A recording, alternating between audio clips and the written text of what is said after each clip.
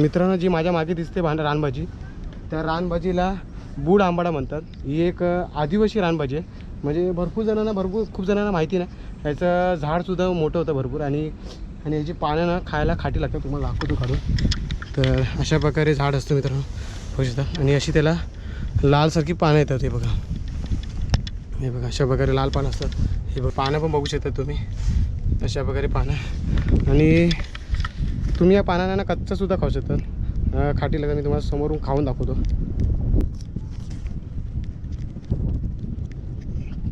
खूप खाटे मित्रांनो, दाढ दुखली माझी.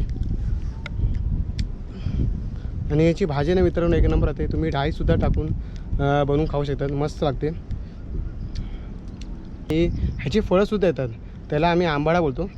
तेसुद्धा आपण भाजीमध्ये टाकतो. ते पण टाकल्याने खूप सुंदर लागतात. हे आता झाड छोटं आहे, मोठं झालं त्याला फळंसुद्धा येतात आणि खूप मस्त लागतात. कच्चीसुद्धा तुम्ही खाऊ शकतात, खाटी लागतात मस्त की. तर अजून बघूया आपल्याला किती रानभाज्या भेटतात ते तुम्हाला दाखवतो.